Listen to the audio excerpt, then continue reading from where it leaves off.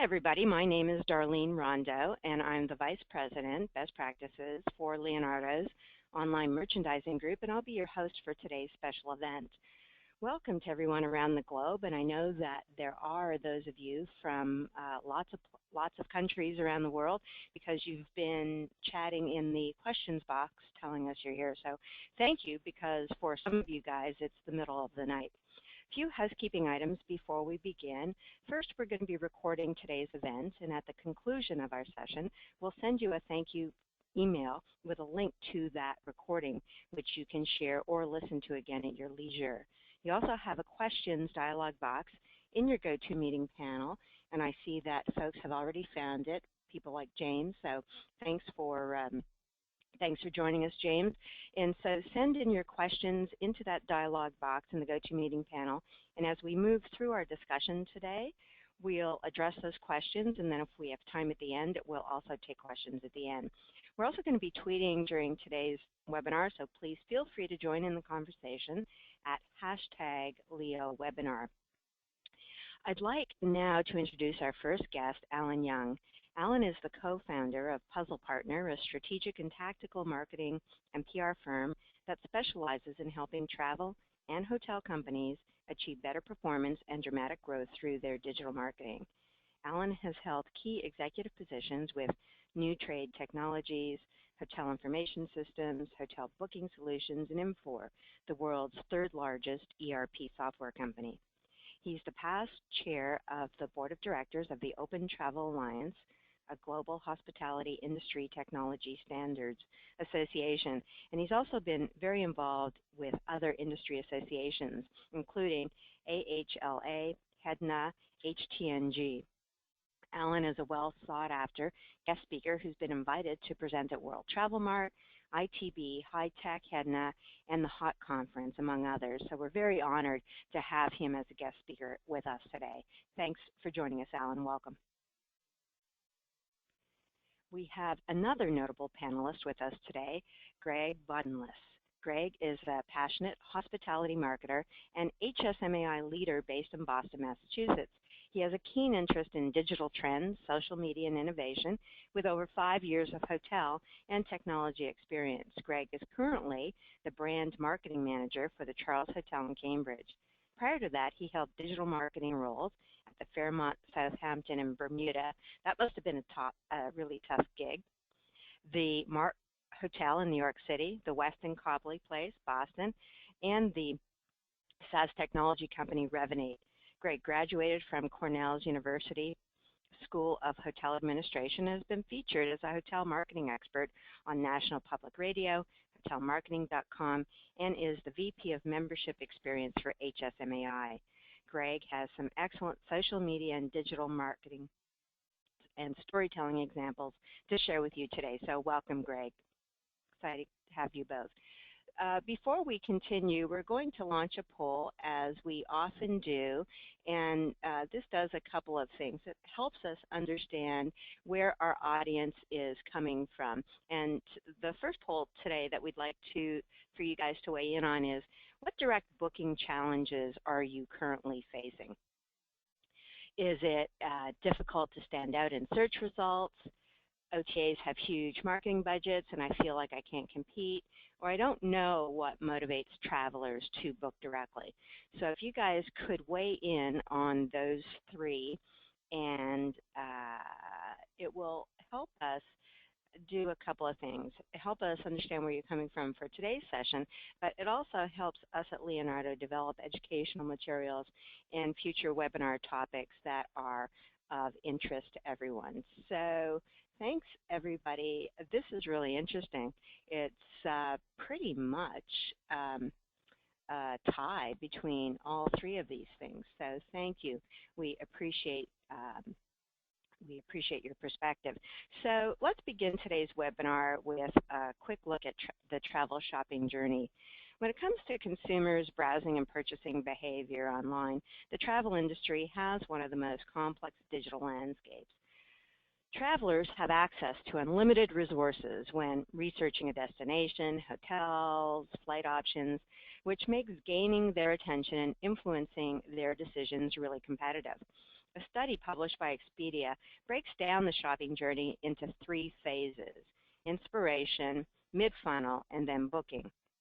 And they define inspiration as where the consumer actually begins the journey, the first site they visit in the travel shopping experience. Next comes the middle phase, which is research and consideration, and it's considered the most complicated part of the journey. Consumers can take multiple paths through this middle phase and can visit various kinds of sites in between inspiration and then the final point of the journey, which is purchase. And this is where purchase is where the shoppers actually transact, where the booking is actually made. And so you can see from this chart that this Expedia study found hotels and OTAs have, interestingly, almost the same amount of influence during the inspiration phase, which is huge if we think about winning share of mind so that these people hang with you throughout the entire process. So note to self, that first impression really needs to be a good one. Then while OTAs dominate the mid-funnel, travel shoppers research and compare their options during this portion of the journey. And it really makes sense, right? Because people at this stage are starting to zero in on price and starting to narrow down their options for serious consideration. But what I find interesting about this phase is that hotels have over a 50% chance of securing that booking in the final stages, which tells us that people will go the directed booking path given the right opportunity. And the focus of today's webinar is to help increase the likelihood of you snagging that booking directly on your own website. So how do people find your hotel website today anyway? And how do you find them? Well, possible, and I call them newish entry points because some have been around longer than others, include organic searches, of course, a visit to the online travel agency, meta search sites like Kayak, review sites like TripAdvisor and others, and of course social channels. Clearly, booking directly with a hotel isn't new, nor is a situation where the business traveler will make their reservation through a corporate booking tool like Concur, which is filtered through travel policies of that corporation, or a consumer perhaps guided by a travel agent using a GDS like Sabre or Amadeus, or perhaps part of a group that's managed by meeting planners. The point is, any of these scenarios involve going through layers and layers of software and interception points with opportunities to tell your story your way to the right audience. But it's more complicated than ever for your hotel to market to targeted guests, and then for the guests to find their ideal hotel. And yes, hoteliers are trying to cut out third-party commissions and drive more bookings. But direct bookings are more important than ever for yet another reason, as if we needed another reason.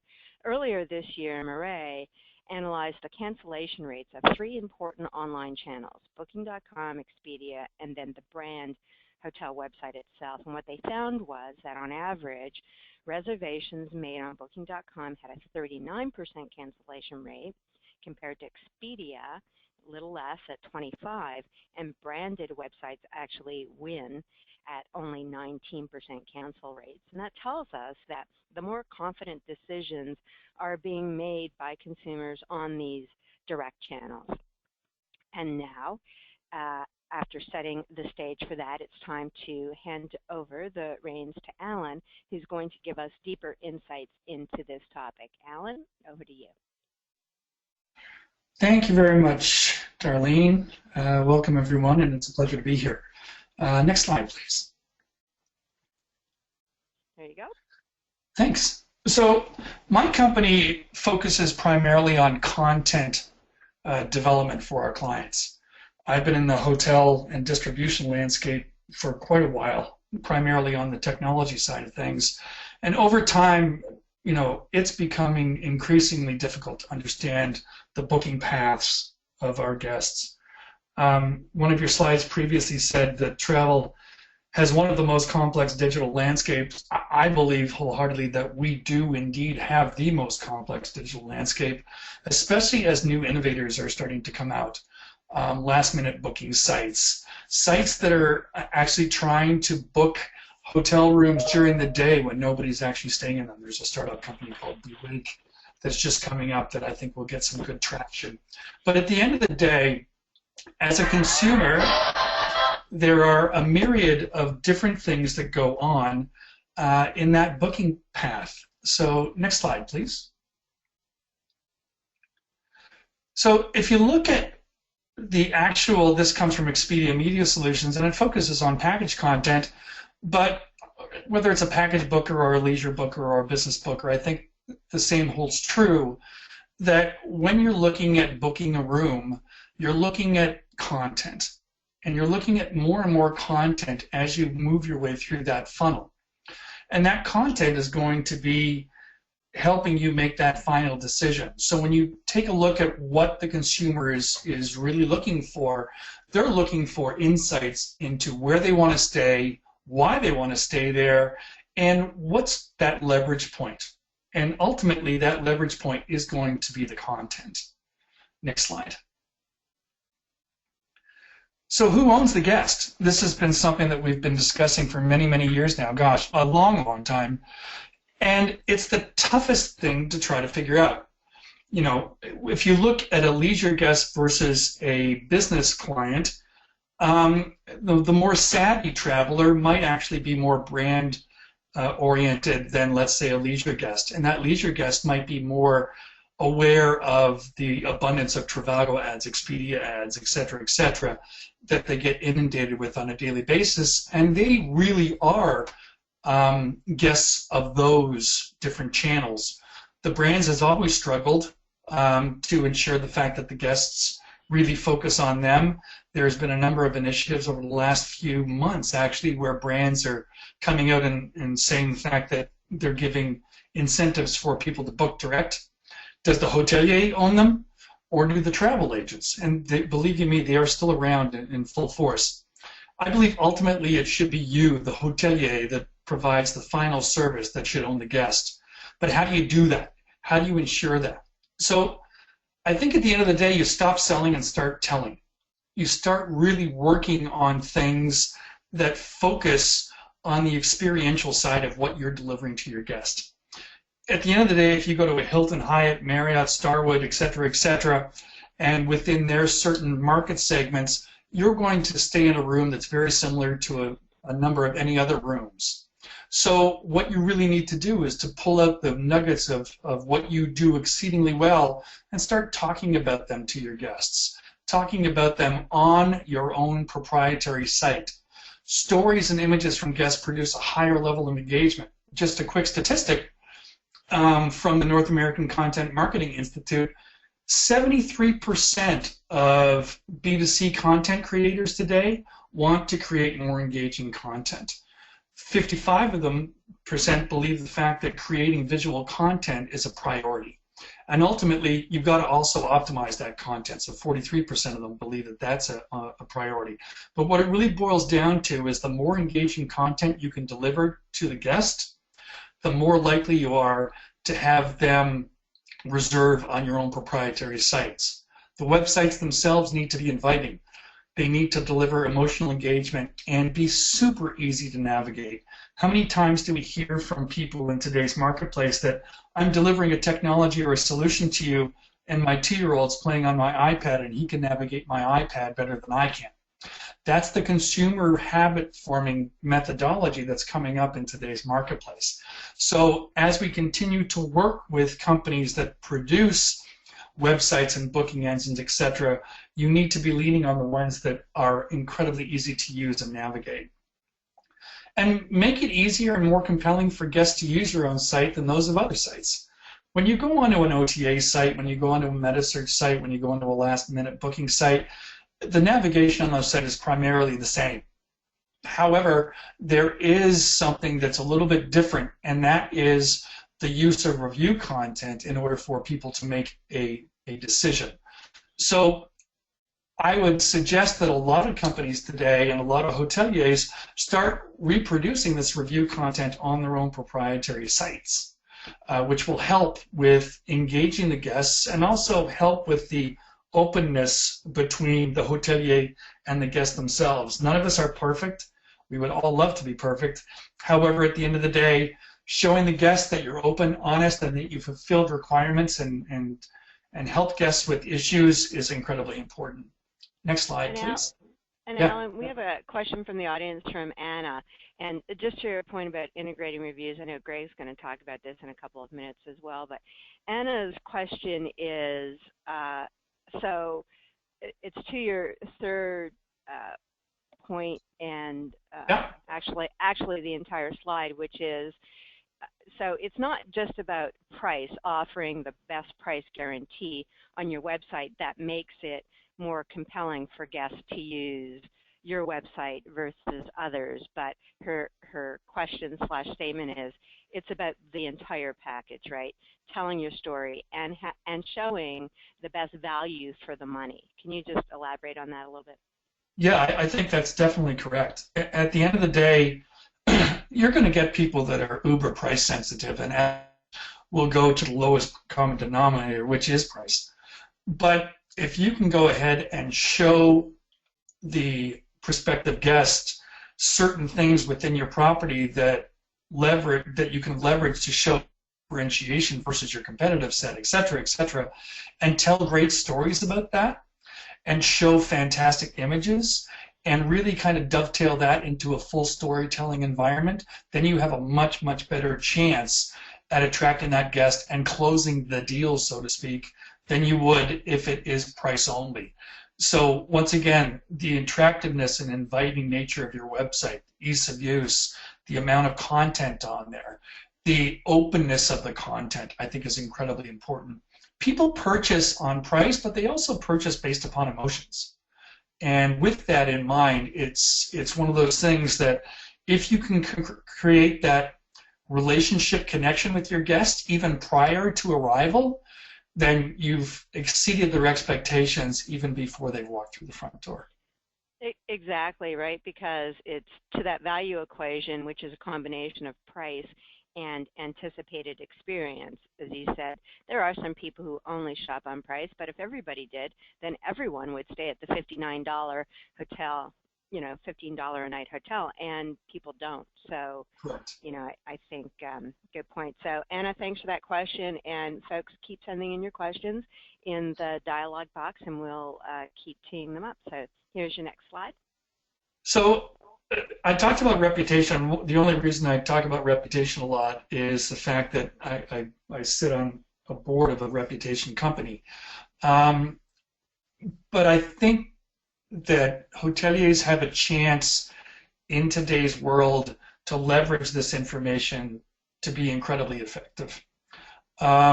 We have always shied away, and I started my career many, many moons ago with Four Seasons, and so the level of customer satisfaction attainment, the bar was always very, very high. But that was primarily before all of this review content was out there. But at the end of the day, you really need to look at sites and look at a way to disseminate this information to your guests. I think it's incredibly important. You need to be honest about it as hoteliers. You need to be able to integrate this into your website to ensure the fact that what you're showing them is the truth. Client advocacy is becoming incredibly important, and client advocacy solutions such as Flip2 that are out there today that really create an organic effect of growth from your guests. While your guests are talking about where they're staying, why they're staying with you, and they're blasting that out to their group of friends on Facebook, and it's almost a cultivation effect.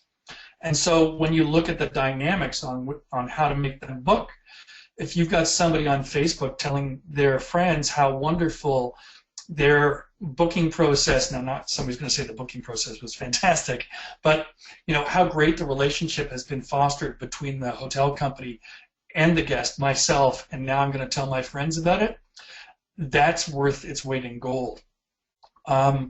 So there's also meta review data that you need to take a look at as a as a hotelier in today's marketplace.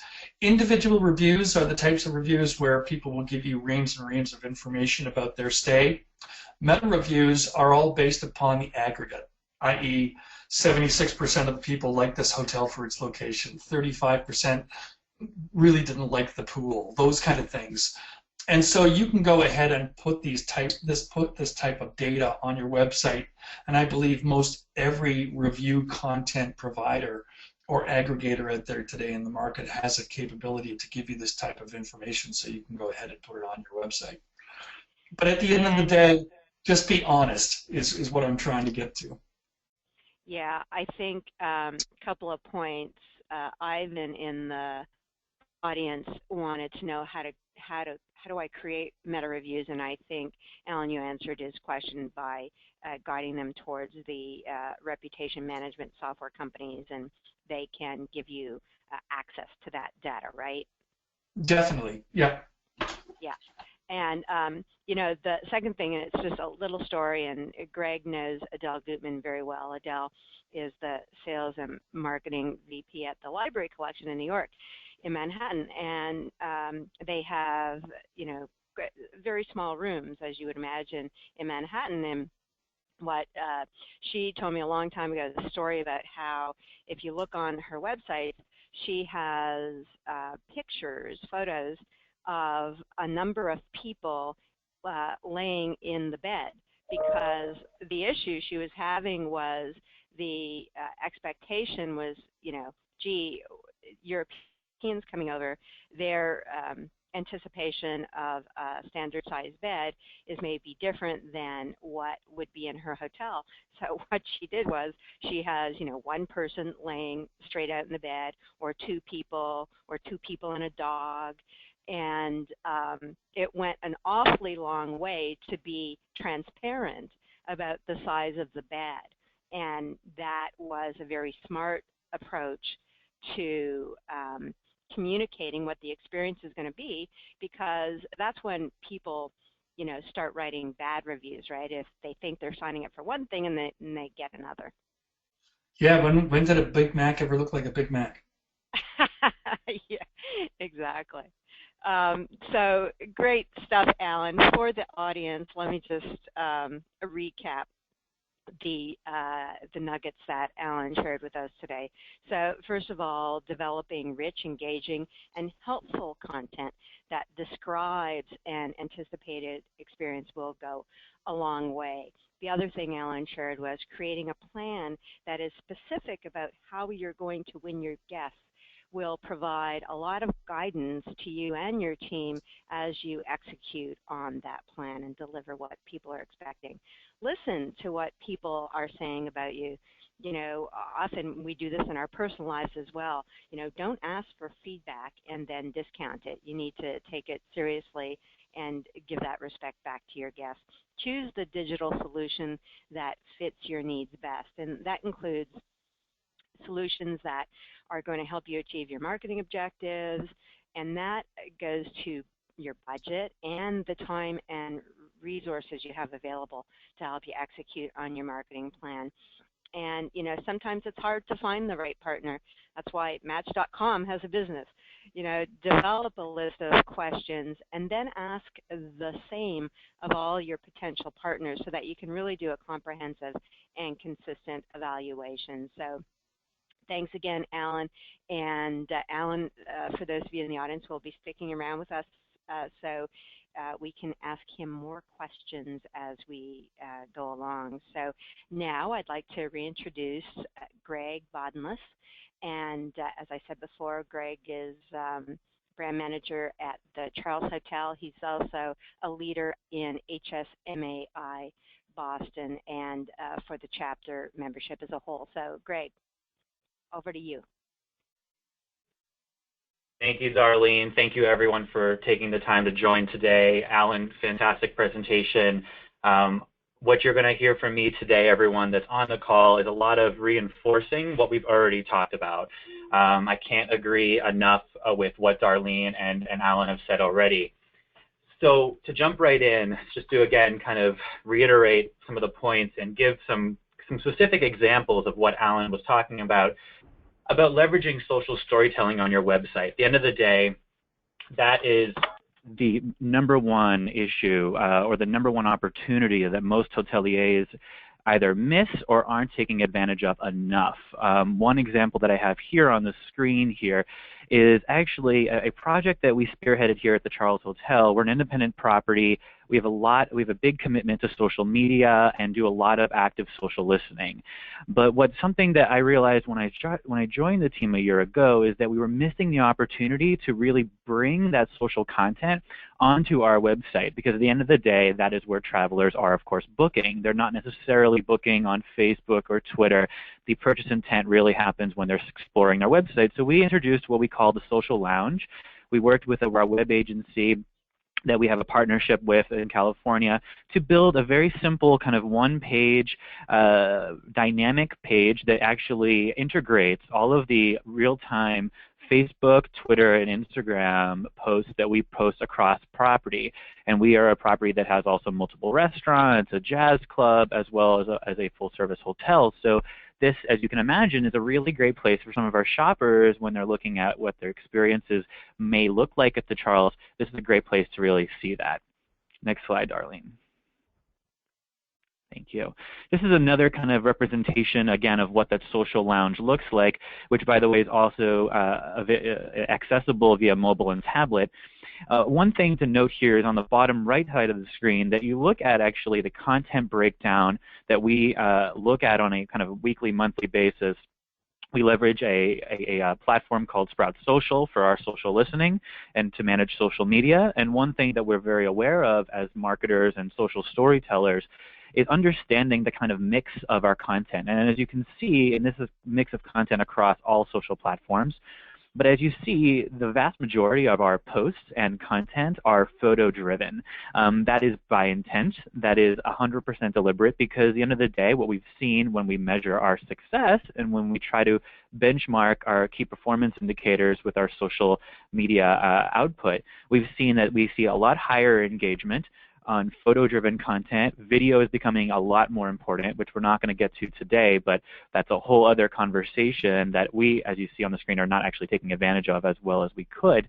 But photos are 100% important. And as you see on the screen, and as I'm going to break it down in the next couple of slides, you're going to see the kind of photos that you post are extremely important. So this, again, a nice segue to what Alan was talking about, but just to kind of put a more finer point on it, the social storytelling, or the storytelling in general, let's just even take social media kind of out of the equation and just talk about your content that you're putting out there on your website, needs to be unique to your own property. At the end of the day, Alan is 100% right in saying that a bed is a bed, a room is a room. We are in a hotel business where at the end of the day, the core offering is even if you are a Four Seasons or a Hampton Inn, you still have a bed, you still have a bathroom. There are certain things about that experience that are standardized across all brands, whether you're limited service or full service. But the differentiation happens with then what is actually going on with the guest outside of just that hotel room. And that's where there's a huge opportunity, to speak to Darlene's point, to really shift and convince your customers to book with you, because there are, of course, things that are unique about your property. They just need to be amplified through your content marketing. Next slide. So with the previous example that I just showed, which was a blog post that I did about our Regatta Bar Jazz Club, we're a unique hotel that we have a jazz club on property. Not many of you have that, so if you're on the call and you're like, well, that's great, Greg, you have a jazz club. I do not. What do I have to offer? What we have then is these examples, which I 100% imagine hoteliers on the call can relate to, is how is your service? As you see on the top left, or the left side of your screen, we take a lot of photos of our colleagues driving. This was actually a photo that I just ran up to the concierge desk and say, Patrick, you're going to be on Instagram. Is that cool? Cool. And the reality is that I identified Patrick as one of our best performing colleagues because he is mentioned in reviews. And our guests really enjoy his warm and inviting service. They recognize him because he's one of our frontline associates. Let's make sure that he is recognized and known as part of our social storytelling, because you know what? that is going to be a part of the guest experience. On the right side of the screen, you see that we do have some food and beverage offerings on the top right side of the screen, as well as the bottom right screen, which is, again, we have some live music that we have on property. But these were photos that were taken with an iPhone that were done, day of the moment. Chef had produced something interesting that we thought, okay, this is a delicious-looking donut. Let's take a picture of that. And as we're going to see in a couple other slides, some of this inspiration happens from real examples that our consumers, our guests, are writing about on online reviews and in social media. So that is a lot of where the inspiration comes when we try to figure out how to know and emphasize our own strengths. Next and Greg, slide. I think you make an excellent point. Even for those properties on the call who may not even have a concierge, everyone has a front desk with people who have great insights, who are welcoming, and so I think that's good advice for everyone. Good guidance for everyone is make an assessment of all of your assets, and for many properties, number one is the people, right? 100% agree. And just to reiterate, one other exercise that I would encourage all hoteliers to do, if you haven't already, is by looking at that front desk and looking at, again, who are the frontline associates, who are making the first impressions, who are those rock star performers that your guests really love, and who has the wealth of area knowledge about your destination that then can be amplified and repurposed and reused and used in advance of a guest stay. There's 100%, I can't imagine any property not being successful by at least having one or two people on staff that know the area, that have great local recommendations, that then by sharing those recommendations with your audience, you become an even closer part of that guest experience. And that is a reason why people will choose you over others. So to put kind of another finer point on what I was talking about earlier about knowing and emphasizing your strengths and how to even figure that out, as Alan said, reputation is hugely important. As Darlene mentioned in my bio, I used to work for, and I'm still a tremendous fan of a SaaS company called Revenate. They started in the space as a reputation management platform. Now they're kind of moving forward towards more of a full customer relationship management CRM tool. But this screen grabs here on the screen is actually a real example of what we use. Part of how we use Revenate at the property at the Charles is being able to leverage sentiment analysis. So analyzing all of the dozens and dozens of reviews that come across on TripAdvisor and Expedia and Booking.com and everything else. What Revenate does for us is it actually analyzes all of that content for us and then gives a qualitative, very just kind of succinct analysis about, okay, Greg, 65% of all of the mentions about service, as you look on the top right, or 61% of all the mentions across the property are positive. Well, okay, that's but I really want to drill down further. You can do that within the platform. And the point here is that what we realize about our hotel is that our number one strength is our location, the surrounding area. So we are right by Harvard University at our property. We are the closest property to the university. How do we really reinforce that strength? How do we use this data that we have, this verification, validation from consumers that say, I love your surrounding area, and how does that then get amplified in our content marketing strategy? Next slide. So to kind of also reinforce and reiterate what both Darlene and Alan have shared, another way, in addition to leveraging online reviews and to really do active social listening, is to encourage your guests to interact. I mean, again, nothing that we're sharing here today is really, truly rocket science, but it really just takes a commitment and a dedicated resource or resources to do that active listening. So the screen grabs on the screen here show that in our, on our Twitter bios, it includes hashtags for guests to use when they're on property. More importantly, the middle screen is actually printed collateral that we're still using to make sure that guests, when they visit Regatta Bar or when our jazz club or when they visit the front desk, they know that we are active on social, that we want them to interact with us. This is, of course, one part of the whole overarching way of getting more attention to your property. Next slide. So, Greg, there's a question from, Sure.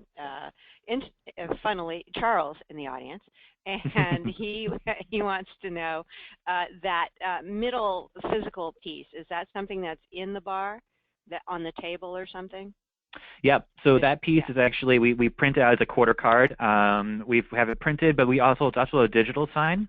So we have, again, it depends on property by property. You have to another exercise I would encourage everyone on the phone to do is to walk around your property, pretend you're a guest for a minute, and be able to see how many touch points there are when you enter your property in terms of, okay, where are there signage opportunities, or where are there, where is the guest's eye going when they come into the property, and of course what's appropriate for your brand. And I understand a lot of properties, if you're with a brand, you might be limited in terms of standards and all of that, but that's where we've done that exercise, and we realized that there was valuable real estate visually to use both on our signage around the hotel to have that exterior experience. But of course, when you're visiting the venue, it's a no-brainer to have a few pieces of printed collateral on the, in a quarter card, like standing on the table when a guest enters the property. Excellent. Another question, Greg. Josie wants Sure. to know, how did you choose which social channels to interact with? Yeah, that's a great loaded question. Yeah, right. It's a challenging one to put a fine point on, but I will say in my, as again you shared, that I have a lot of experience working at single property, unit level, hands-on social media with various properties throughout starting 2010. And as the space has shifted, because my first two properties, we weren't on Instagram because, Instagram did not exist. So it was Facebook and Twitter. And really, it's a case-by-case basis. That's the lazy cop-out answer. But the more specific answer is, what we're finding, or what I'm finding at the Charles in particular, is that Instagram, because it is the newest of, say, the big three social platforms, Facebook, Twitter, Instagram, because it's the newest, it's also right now, as in, of June 16th, 2016, the least noisy as far as brands and dollars that you need to commit to Instagram, because Facebook has monetized a while ago, and it's becoming harder and harder to get your brand voice out there organically. It is 100% a what we call pay-to-play space, where you have to put dollars pretty much towards any post that you want to have seen by your audience. Twitter has moved in that kind of same direction, but it's also become more niche as far as it's great for news, it's great for real-time, on-the-fly kind of content, but the shelf life of a tweet is about 10 minutes or 10 to 20 minutes, so you're not going to have a lot of staying power there, and you really have to know how to use Twitter to get most out of it. But what I would encourage most people, if they're dabbling with social, is definitely leverage Instagram. Why? Because it's mobile, which is extremely important in this environment. It's pretty intuitive. It's pretty simple to manage. And as you'll go to the next slide, it's a great way to interact with real guests, and it's super easy in that regard. So, segue, responding to guests on property. As I mentioned, Instagram, we're finding a lot of success organically, meaning it's free, well, kind of free. Caveat, you have to pay somebody like me to actually manage your Instagram. But one thing that's important to know, as I mentioned, is that if you're looking at this visual, which, by the way, these are real guest photos that were taken at our property, okay? As you see on the left example, it's a delicious dessert that someone took, and someone said, "New Year's Eve, you've done right." We engaged. That's the best way to celebrate. They said, "Thank you, Charles. We loved and we'll be back. So glad to hear it." And all of this interaction took, on our end, about 10 seconds, 15 seconds to type up a few innocuous responses. But what was great is that we gained a follower, a real follower, who we know was with us because, as you see on the screen, she tagged her photo at Henrietta's table. Now, tagged meaning geotagged, did not actually mention us with an @ if for those of you that are like, like tag meaning like a Facebook tag, not necessarily. More like when you check into a venue or when you're at a venue, you're tagging your location. That's what they did. So what was great is that on the brand marketing side, we can go and search each of our venues, whether you're just going on Instagram.com or using a tool like Hootsuite or Sprout Social or something else that's a social listening platform, and you can look at this on a daily basis and see what your guests are posting and be able to really interact with them. And that's hugely valuable because it builds advocacy, it shows that you're listening to them, and guess what? When you don't know what to post and a guest posts this delicious photo of cheesecake that they actually consumed, that's a great post for a future date for us. And we can absolutely post that, provided we just get a quick, hey, Maura, do we mind if we share this? They go, absolutely. I have never had a guest say, no, don't post that. They love that because it validates that they are a great photographer. And on the right side of the screen, hey, who doesn't love cute kids and puppies? So that's also a great post for anyone out there. Cute kids and puppies do really well on social. So if that aligns with your brand, post those. Next slide. Great insights, Greg. And I know I want to make sure that we don't run out of time for Q&A at the end, but just as I mentioned earlier, thinking about some of the challenges hotels come up with, oh, my property there's nothing sexy about it. Again, I don't have cute kids and puppies at my property, or I don't have a jazz club. I don't have this or that. What we do have, again, is your local destination. There's a reason why your property exists. Maybe it was years ago when an asset manager decided to build it there, but it exists for a reason. There's value there, and your local destination, even if you're in a suburban market, there's something unique going on there. So really promoting your local destination. This example here, I'm in New England, the 4 seasons, spring, summer, fall, winter. It's very much a part of our brand story. Guests need to know about it. They love it. These are photos that I took on an iPhone, promoting just our local within 15-minute walk. You can go and have each of these looks throughout the year. And this was something we put on Instagram. We're leveraging it also on our website. It's a great way to, again, be a part of your destination story. Excellent. Greg, I remember years ago, I was at some sort of a conference, and one of the people in the audience said, sure, you guys who are talking have fabulous amenities at your property and you're near great locations. I'm just a small hotel on the side of the highway where, that happens to be a truck stop. And talked a little bit more about that. And then the person who's leading the discussion said, you just told us your story. You told us that you are in a great location and that you're frequented by truck drivers. You have this breakfast that you serve to them. And that was the nugget that, was the essence of their story, and they didn't even realize that that was their story.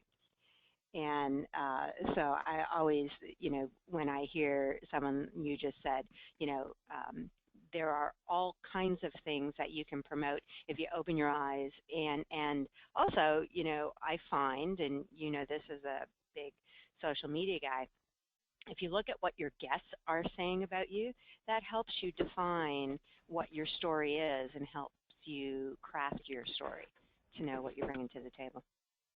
Absolutely, Darlene. I just want to add one final point. We talked about, I think, price sensitivity, and I think Anna on the call said something about, again, it's the whole package. One thing to know about my property that I represent, we are by far the most expensive property in our market.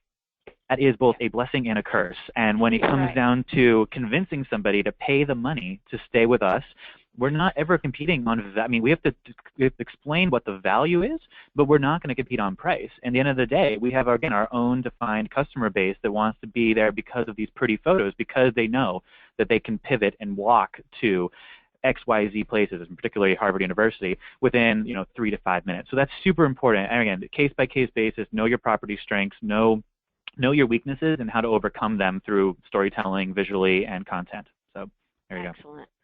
Excellent. Thanks very much. Greg, did you want to talk to this last slide? No, this is, again, just reinforces what I just said. I have a gift for gab, so I'm just gonna wrap it up and give it back to you, Darlene. Okay, thanks, Greg.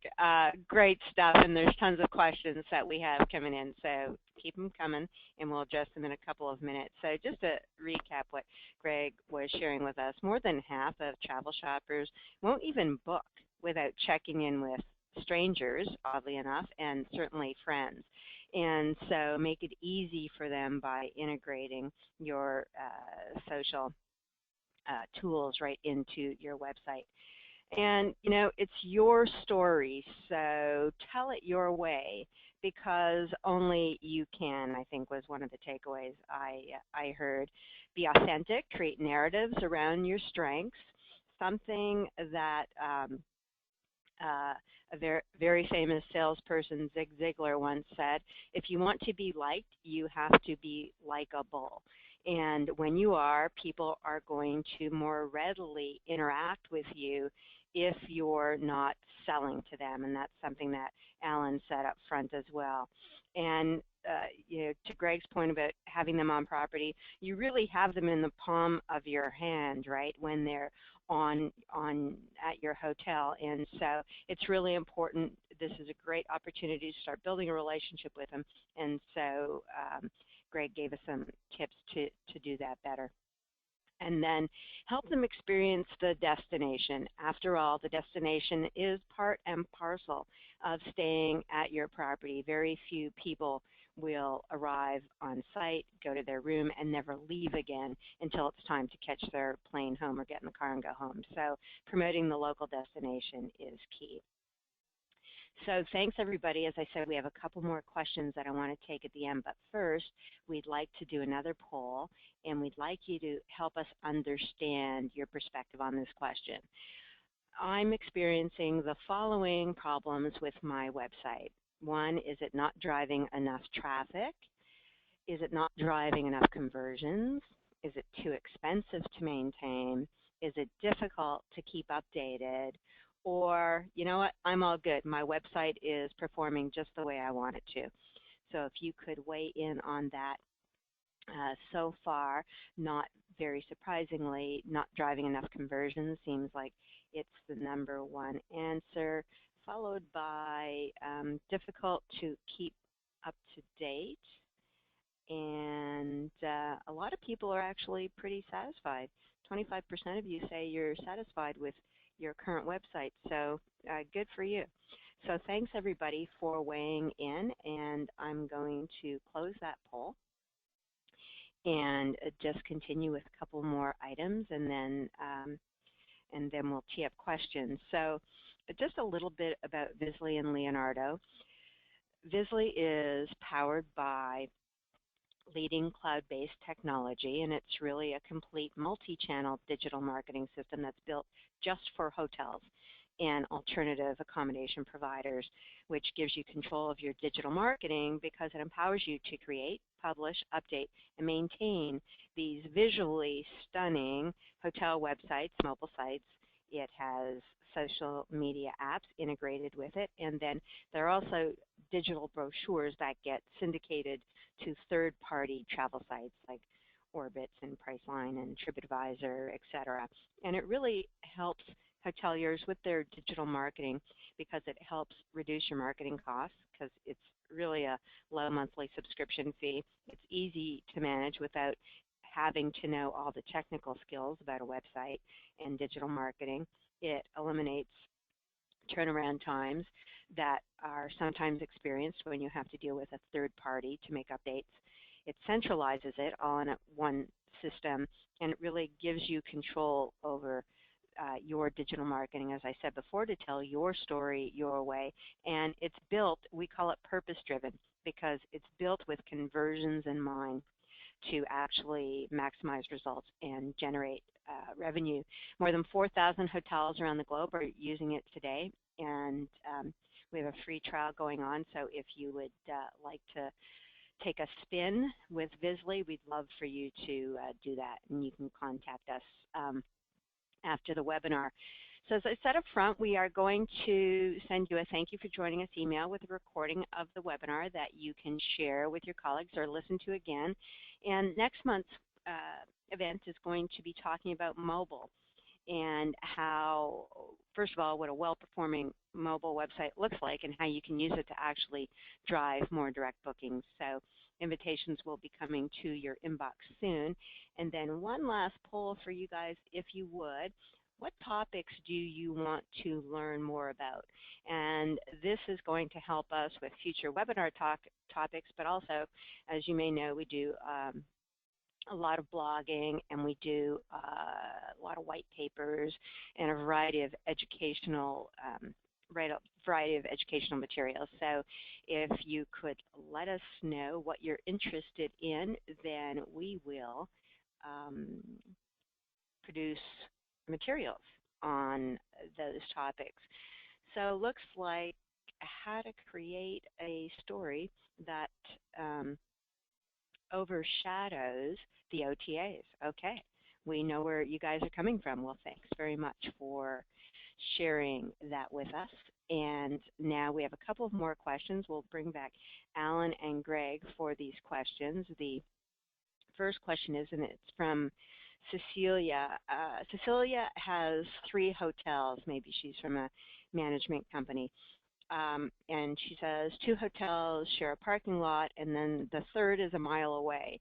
So she wants some advice on how do I cross-promote these properties. So Greg, I'll tee that off to you first, and then Alan, if you have anything to add, that'd be great. Sure, it's a great question. What I've seen in the space happening actually, because I've seen other hotel groups. My first property, I was with Fairmont Southampton. We were in a unique situation in Bermuda where we had our sister property right across the water, also an island, that we thought about, again, the individual social media efforts that we were doing and thinking then about how we can leverage the same kind of audience and messaging and similarities that were going on across the way. So really it's as simple as making sure that there's a content calendar or a conversation calendar, whatever you'd like to call it, that is shared amongst all 3 properties. That's one way, and again, without talking specifically about channel, whether it's Facebook, Twitter, Instagram, there's one way to be able to kind of unify all 3 properties. I've seen other management companies, brands like Kimpton, for example.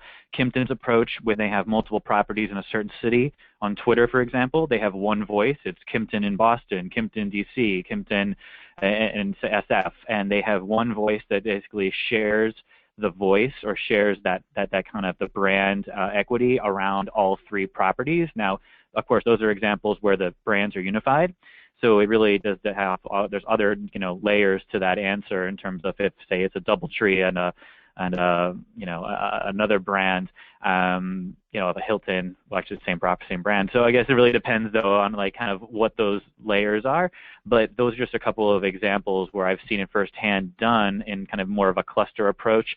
Again, for something like Twitter, and for Facebook, it was again, it could be something where a property page, mentions another property, and you do that kind of exchange. That's something that I've seen work quite effectively. Excellent. Alan, anything to add there? Not too much, other than the fact that I think it really depends upon the individuality of the properties, and if there are ways that you can cross-promote each property based upon the different individuality of those properties, and obviously focused at what type of guest is attracted to those types of different properties.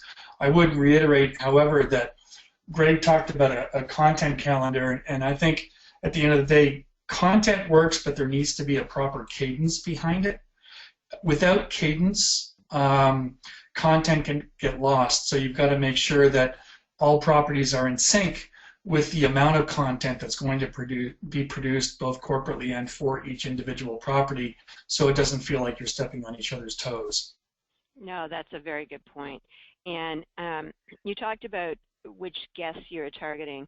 This other question, and it sort of piggybacks on what we were talking about earlier about which social channels should you be on. Someone else asked a similar question in the audience, Maria, and so I would say, and you guys weigh in on this as well, I think it's important to be where your guests are. So if your guests are, if the demographic of your guests are baby boomers, as an example, then you know what, you might be better off focusing your attention on a social channel like Facebook, because by and large, that's who's on Facebook today. If your demographic or your target audience are millennials, then maybe Instagram is where you should focus. So Greg, Alan, any other comments about be where your guests are? Yeah, no, you hit the nail on the head on that, Darlene. And I think the additional kind of homework for hoteliers to do then is sometimes, and I know I'm actually have experienced this firsthand at some of the properties I've worked at, where you might be able to say, okay, well, who are your guests? And sometimes there isn't the data that we want to actually validate, or you could say they're all over the place. We have boomers, we have millennials. It could be that kind of swath of customers that then doesn't necessarily neatly fit into a certain demo. And then for that reason, then okay, well then maybe you would want to explore a multi-channel social approach. There's also something to be said for testing the waters and seeing what level of engagement that you see. But I also want to reinforce what Alan, I 100% agree with him, what he said about cadence, because so often is the case where there's an initial excitement and commitment to social, and there's maybe a thought from a hotelier perspective that, okay, I'm going to commit my time and resources and I'm going to see a lot of return. And then what ends up happening is there's fatigue that sets in. There's not maybe the ROI, or there's not necessarily the return in another kind of definition that happens, and then there's abandoned social media profiles galore. And what you'd want to avoid is that scenario.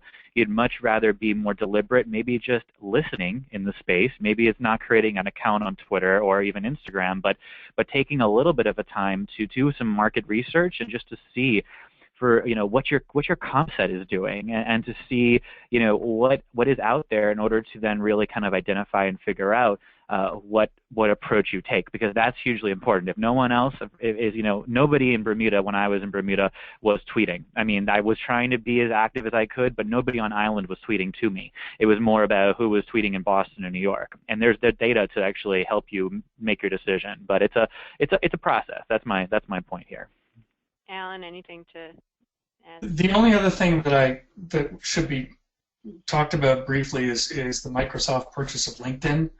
There's a reason that they spent $26.2 billion on LinkedIn, and if you have an urban property or if you're a business-focused property, I would really start taking a look at LinkedIn as being a viable channel. They're looking at connecting Office directly into LinkedIn to help attendees of meetings learn more about each other directly from invitations in their calendars, etc. The integration will be very, very cool, I'm sure. But I think that's a social channel that, once again, as I stated, if you're in the business world, it should be a top priority. Excellent. That's an excellent piece of advice. That was big news this week, and everybody was buzzing about, what's their motivation. But I think certainly from the hotel perspective, you've hit the nail on the head. Well, everyone, thank you so much for participating with us today. We hope that our discussion helps you understand today's complex travel shopping journey. As Alan said up front, it is, arguably the most complex of any industry. Greg, Alan, thank you for participating and your great insights. I think judging by all the questions and interaction from the audience, that's always an indication that they really appreciated what you guys were sharing. So thank you. And you've been a great audience. Join us next month. And this is Thursday, which is the new Friday. So have a good long weekend. Talk to everybody later. Bye-bye.